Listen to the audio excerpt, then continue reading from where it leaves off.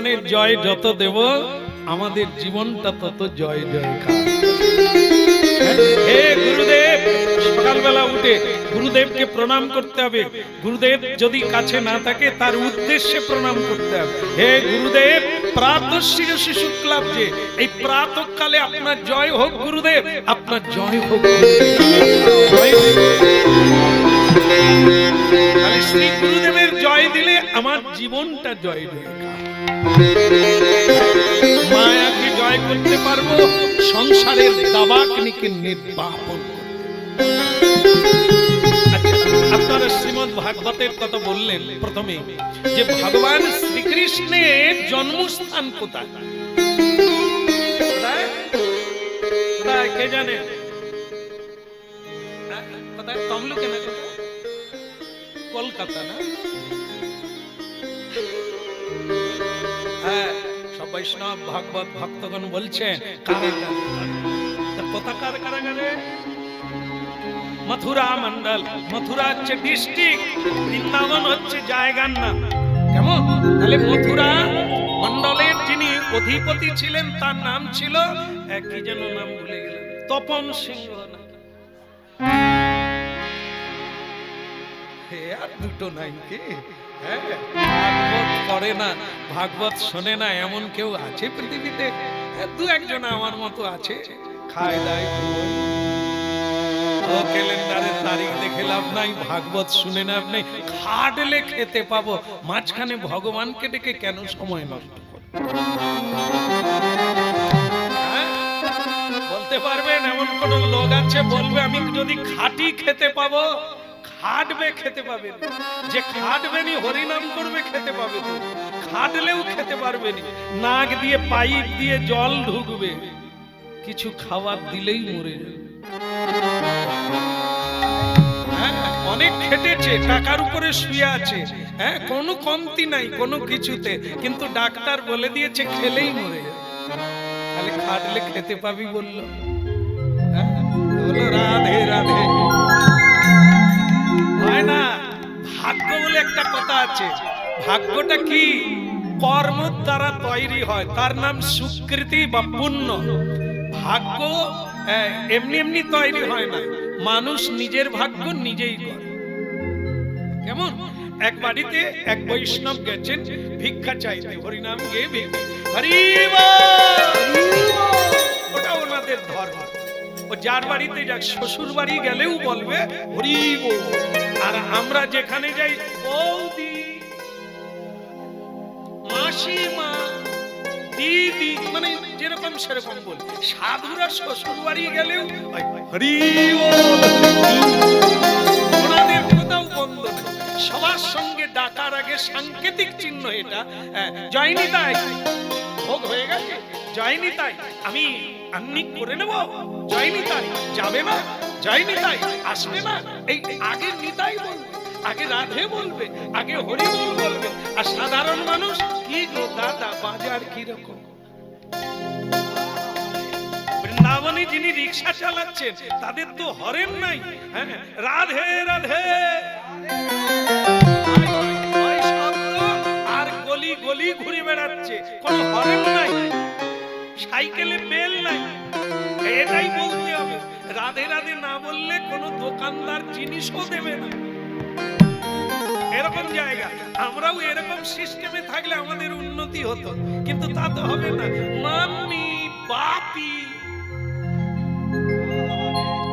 আমরা করিও না, কাউকে শিখাইও না। এই জন্য আমাদের এই চলতে হয়। পূর্বপুরুষ থেকে আমরা ভাগাড়ে আছি। পূর্বপুরুষ গুরু করেনি, আমরাও করিনি, আমাদের ছেলেদেরকে বলে যাচ্ছি। স্বীকার করলো, বলে হ্যাঁ ওইটাই মেনে চলছে। বলো রাধা মাধব কি? তাহলে কি জয় দিয়ে জয় হবে। তাহলে এখানে কি হলো? উলুধ্বনি হলো, হরিধ্বনি হলো। কিসে? না বিয়ে হয়ে গেল। উলুধ্বনি কিসে হয়? বিয়ে বাড়িতে হয়, হরি নামে হয়, পুজোতে হয়, সব ধর্ম প্রসঙ্গে উলুধ্বনি হরিধ্বনি হয়। আমরা জানি না, অনেকে আমরা জানি শুধু শাক বাজি। নবদ্বীপে যাবেন, শান্তিপুরে যাবেন, নদিয়ায় যাবেন, সব জায়গায় দেখবেন পুজো পাঠ সন্ধ্যা আরতি দিতে যাওয়া থেকে সব ক্ষেত্রে সাধু সন্ত বাড়িতে আসবে উলুধ্বনি। এটি খুব প্রাসঙ্গিক এবং খুব মাঙ্গলিক। হ্যাঁ, এই জন্য উলুধ্বনি শঙ্খ ধ্বনি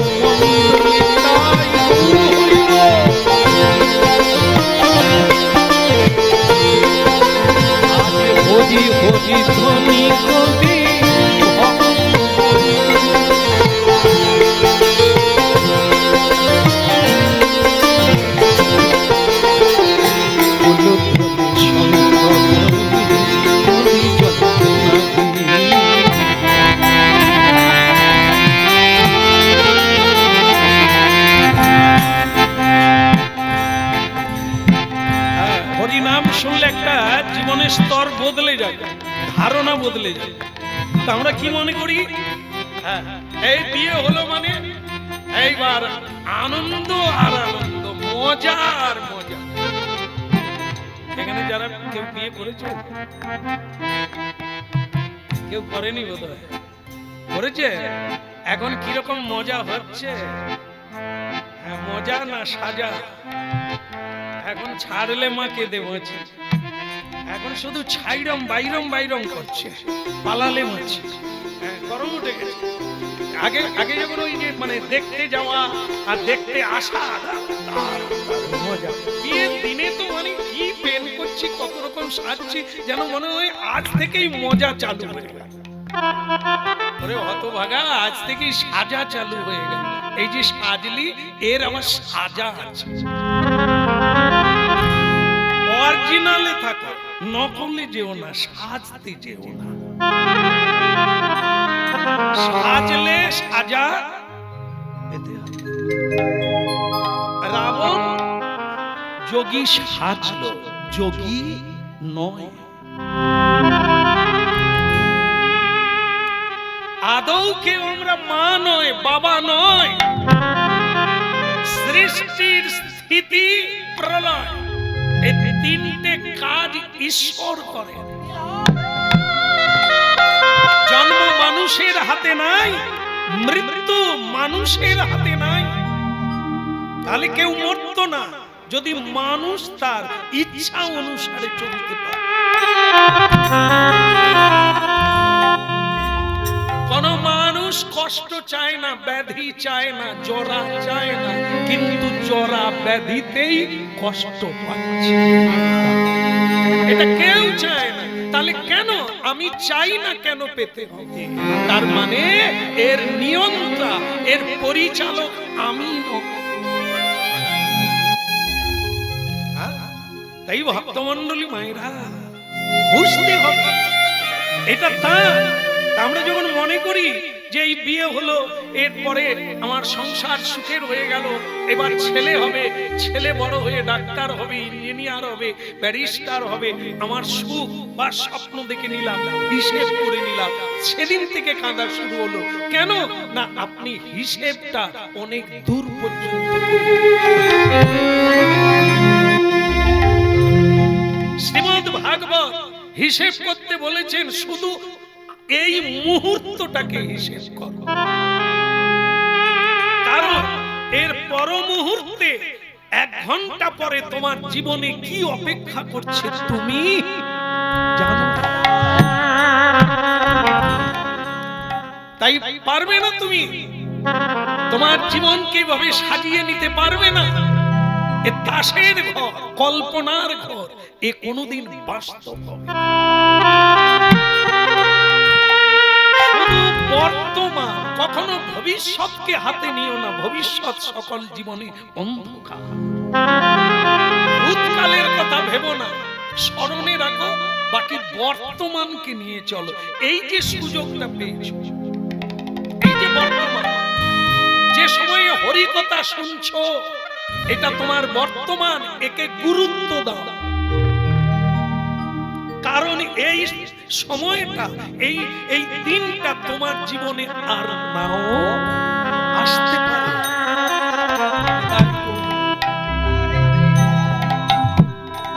আজকের দিনটাই হয়তো শেষ বারের মতো কৃষ্ণ কথা শোনা। এই জন্য বসার আগে প্রণাম করো, দাঁড়াবার আগে প্রণাম করো, যেখানে যেমন সেখানে। আমরা তো জানি না, এই কালচার তো নেই বাপ ঠাকুর দাদারা, আমাদের বংশে নাই, রক্তেও নাই, মর্যাদাতেও নাই, স্মৃতিতেও নাই, শিক্ষাতেও নাই। যথাযথ যে যেমন তাকে সেভাবে সম্মান দিয়ে শ্রদ্ধা, তবে তুমি সম্মানী হবে, তবে তুমি উপরে উঠবে, তবে তুমি অনেক কিছু। নাম রূপে কৃষ্ণ অবতার। কেন আমাদের এই জায়গাটায় প্রণাম করতে হবে? যেখানে কীর্তন চলছে, বাক ব্রহ্ম, শব্দ ব্রহ্ম, ঈশ্বর প্রকট নাম রূপে, নাম ব্রহ্মণি বৈষ্ণবে। প্রসাদ পেতে বসলে আপনারা ভাগবতের শ্লোক এটা বলেন, আপনারা মহাপ্রসাদে গোবিন্দে নাম ব্রহ্মণি বৈষ্ণবে স্বল্প পুণ্যাং বতাং রাজন বিশ্বাস। মানে কি, অল্প ভাগ্যবান, অল্প পুণ্যবান ব্যক্তি হরি নামে বিশ্বাস করে। অল্প পুণ্যবান ব্যক্তি বিগ্রহে বিশ্বাস করে, ভগবানকে বিশ্বাস করে, মহাপ্রসাদ বিশ্বাস করে না, বৈষ্ণবদের বিশ্বাস করে না। দুর্ভাগ্য। স্বল্প পুণ্যাং বতাং রাজন বিশ্বাস নই বুঝায়। অল্প পুঁজি থাকলে এই ধন প্রাপ্তি হওয়া যায়। এই জায়গায় প্রণাম করতে হবে। ভগবান প্রকট জ্ঞান আছে। এখানে অনেক ভজনীয় বৈষ্ণবগণ আছে, যারা নিত্য ভজন করে, বাড়িতে মানে সংসার, কৃষ্ণের সংসারে প্রসাদ ভোজন করে, তারা এখানে আছেন, বসে আছেন। আর আপনি সেই আসনে পা দিয়ে দিলে, কোথায় পা দিলেন খেয়াল হচ্ছে? বুঝতে পেরেছে? ওই আসনে পা দেওয়া মানে বৈষ্ণবের অঙ্গি পা। তাই আসনকে মর্যাদা দিতে হবে। এই আসনই আপনাদের স্মৃতি শ্রদ্ধাবান লভতে গেল। হ্যাঁ, ভগবানকে বাপের বাপ, পাহাড় পর্বত নদী নালা সমুদ্র প্রণাম করছে, ভোলানাথ প্রণাম করছে, দেব দেবী প্রণাম করছে। তুমি প্রণাম করবে না? তুমি কি মানুষ না পশু?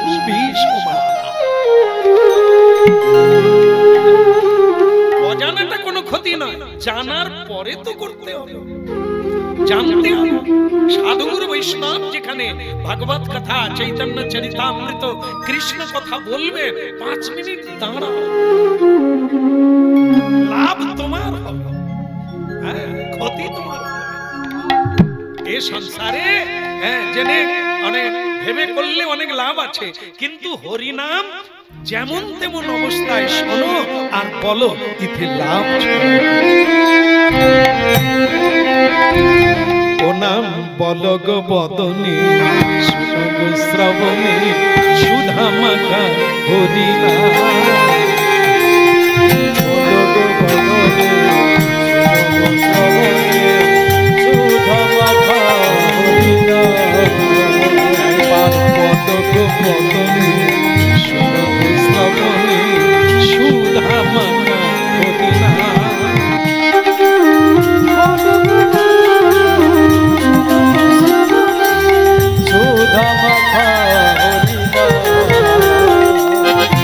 নামে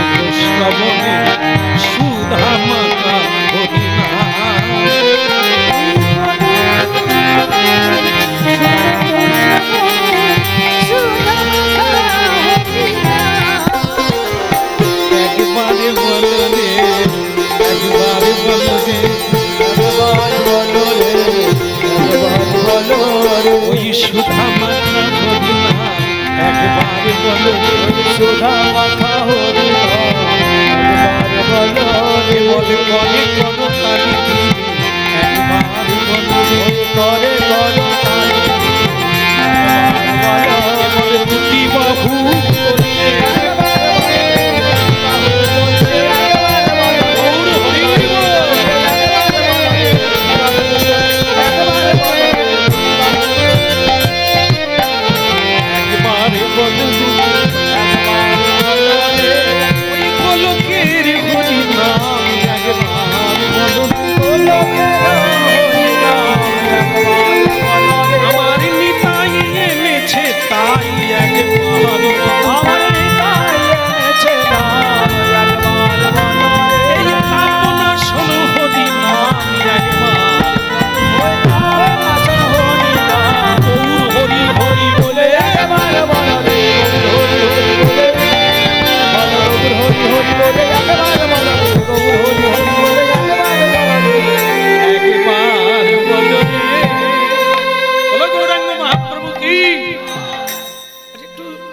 আসতে হয়েছে বলে আমার ধারণা, যেন মনে হলো জনা দশকের বেশি নাই।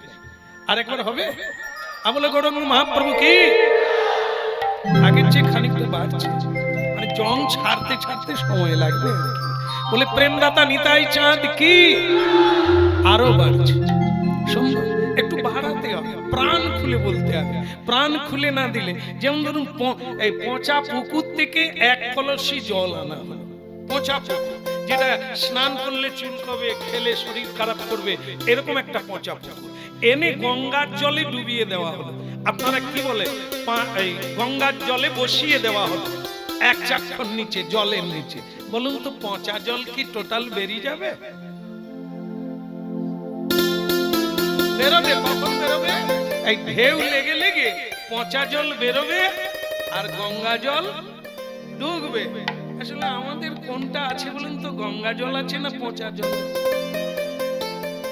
তাহলে দু চারটা ঢেউ দিতে, ঢেউ দিলে বেরোবে।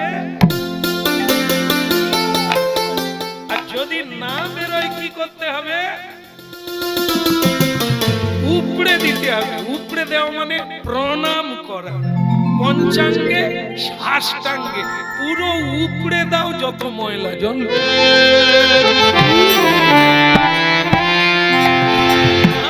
হাত তুলে হরিনাম শিক্ষা দিয়েছেন কেন? না আত্মসমর্পণ।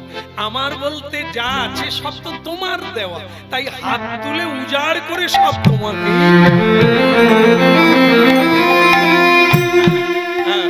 তাহলে কি হলো? বলো বৃন্দাবন বিহারী লাল কি। তাহলে উলুধ্বনি বিয়ে বাড়িতে হয়, আমরা মনে করি আজ থেকে আমার চালু হয়ে গেল সুখের দিন। কখনোই না। ভাগবতে কি আছে?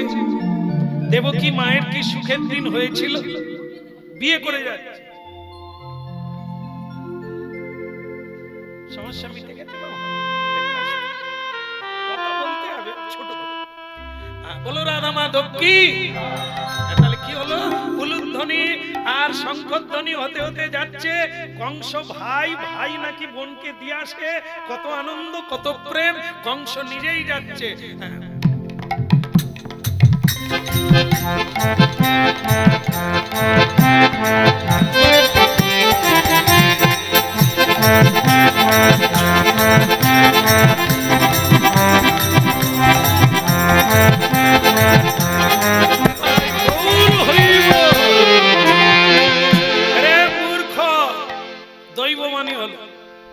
আকাশে চকচক করে বিদ্যুতের মতো খেললো, আর সেখান থেকে বাক্য শোনা যাচ্ছে, রে মূর্খ।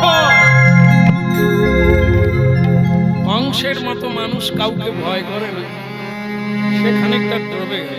কে? রে মূর্খ। কাকে মূর্খ?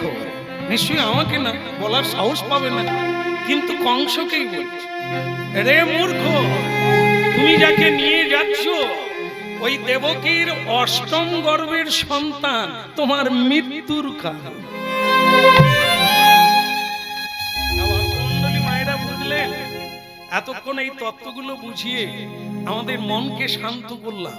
যে আমরা মনে করি এই শঙ্খধ্বনি, উলুধ্বনি, ব্যাকপাই, বাজনা, হ্যাঁ, আর রজনীগন্ধার মালা এ যেন মৌ মৌ করে, জীবনকে যেন আমোদে ভরিয়ে তোলে, যেন মনে হয় আজ থেকেই সুখ, আর কোনো দুঃখ না। কিন্তু না, এটা ভাববেন না। দেবকী মাও ভাবতে পারছিল না। সে জানছিল আমার দাদার মতো লোক কংস আমাকে দিতে যাচ্ছে। দাদা, আহা, এমন দাদা যার সহায় আছে তার ভয় কাকে? সেই দাদাই তার জীবনে, সেই আনন্দই তার জীবনে কাল নেবে। ওই বলা মাত্র এই ভগ্নী যাকে তুমি আনন্দ করে নিয়ে যাচ্ছ, ওর অষ্টম গর্ভের সন্তান তোমার মৃত্যুর কারণ। এবার ভাবুন, কে কাকে ভালোবাসে? সংসারে আমরা মনে করি উনি আমাকে প্রাণ দিয়ে ভালোবাসে।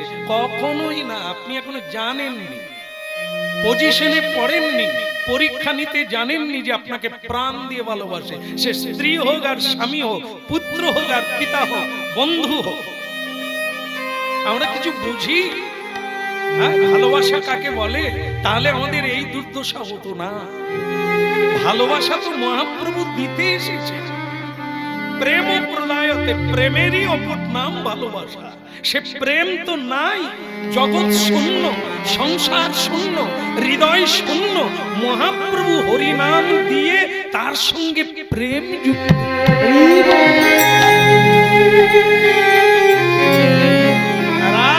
কৃষ্ণ প্রণয় প্রকৃতি লাদিনী শক্তি রসমা দেখ আত্মা না পপি ভুবি পুরা দেহং গতৌ তৌ।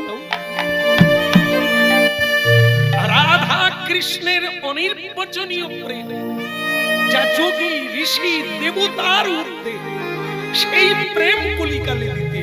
কেন? প্রেম শূন্য জগৎ। আজকাল যে প্রেম যাকে দেখেন, এই যে নেড়া নেড়ি, চেগনা চেগনি, এ প্রেম না, এ তো কাম। একে প্রেম বলে। এ শুধু অন্ধকার পেলে জড়িয়ে ধরবে, বা চড়ানোর কাজ মিটে গেলে থুতু ফেলে দেবে, যা তোকে আর ভালো লাগে না, এবার অন্যজন। এসে নারী আর পুরুষ একই ক্যাটাগরি। এর নাম দেহজ। দেহজ মানে কামজ। কাম, কাম আর প্রেম আকাশ জমিন তফাৎ। লোহা আর সোনাতে যেরকম তফাৎ, চৈতন্য চরিতামৃতের বাণী হেম আর মানে লোহা, এরকম তফাৎ হচ্ছে এই কৃষ্ণ প্রেম। তাহলে শুনুন আপনারা, কি এই ভালোবাসা? যে দাদা বলল আমার প্রাণের বোন, জড়িয়ে ধরলো, আমি তোকে দিয়ে আসবো শ্বশুর বাড়ি। হ্যাঁ, নতুন যাচ্ছিস তাই ভাইকে যেতে হয়, দাদাকে যেতে হয়, কারণ দাদা থেকে সংসার করে দেবে। আর সেই দাদা, সেই কংস এই শুভ দিনে চন্দনের ফোঁটা, ফুলের মালা, মানব জীবনে, মানবী জীবনের এক প্রধান দিন, সবচাইতে স্বর্গীয় দিন। সেই দিনে কংস সেই দেবকী চুলের মুঠি ধরে রথ থেকে নামে। আপনারা কি ভাবলেন? কেন? যাকে ভালোবেসে শ্বশুর বাড়িতে দিতে যাচ্ছে, আবার তার চুলের মুঠি ধরলেন কেন? এরই নাম ভালোবাসা। মেয়েকে ভালোবাসা। প্রতিটি মানুষ আমরা নিজেকে ভালোবাসি, অপরকে নয়। এই কংসের বেলা হলো না তাই? এতক্ষণ ভাব দেখাচ্ছিলাম আমি ভালোবাসি, লোকে দেখুক আমি রাজা হয়ে রথ চালিয়ে বোনকে দিতে যাচ্ছি। কিন্তু যেই দৈববাণী হলো এর অষ্টম গর্ভের সন্তান তোমার মৃত্যুর কারণ, বাস হয়ে গেল, আপনি বাঁচলে পাবেন না, এবার বোনকে মারবে। এর নাম প্রেম, এর নাম ভালোবাসা। আমি মরে যাব তবু বোনকে ছাড়বো না। বোন বেঁচে থাক, বোন সুখে থাক, এর নাম ভালোবাসা। কিন্তু এটা তো নয় তোমার অষ্টম গর্ভের সন্তান আমি মরে যাব তার হাতে, তা তোমাকেই মেরে দেব। এই জন্য তার নাম হচ্ছে কংসাসুর, অসুর। অসুরের প্রবৃত্তি হলো এটাই, নিজে বাঁচবে অপরকে মারবে। অপরের কাছে নিয়ে নেবে, লুণ্ঠন করবে, লুটে নেবে, কিন্তু কাউকে দেবে না। এই স্বার্থপর সংসারে আপনারা নিজেদের সংসারে কি চলছে এটা দেখতে গেলে আপনাকে চশমা নিতে হবে হরি নামের চশমা। ধরে ফেলবে আপনি এই হাসি কান্নার এই তামাশার সংসার, হ্যাঁ, এই সংসারটাকে কি বলছেন? এটা হচ্ছে যাত্রা, অভিনয়ের স্টেজ, রঙ্গমঞ্চ। আসলে কেউ নয়, নকলেরা যাত্রা করে। এর নাম সংসার, রঙ্গমঞ্চ, কৃষ্ণহীন সংসার।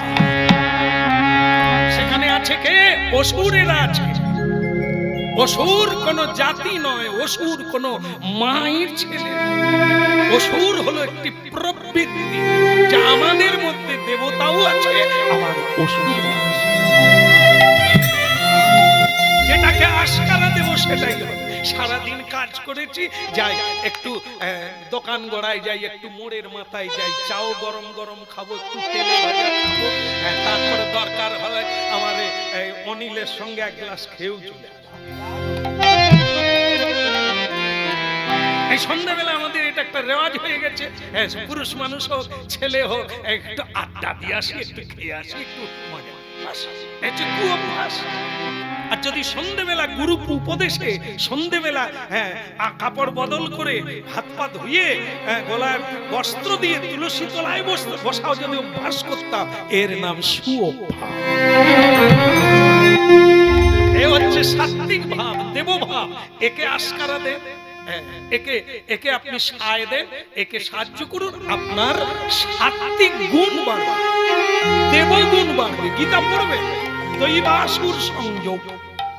দৈব গুণ কি, অসুর গুণ কি, আপনি মিলিয়ে নেবেন। আপনাদের আমাদের মধ্যে কার গুণ আছে, অসুরের না দেবতা? প্রণাম করুন প্রতিদিন, ভালো না লাগলেও প্রণাম করুন, অসুর ভাব যাবে। অহংকার, ক্রোধ দূরীভূত। প্রসাদ পান, সাধু সঙ্গ করুন, আপনার উদ্ধত অহংকার দূরীভূত হবে। প্রেম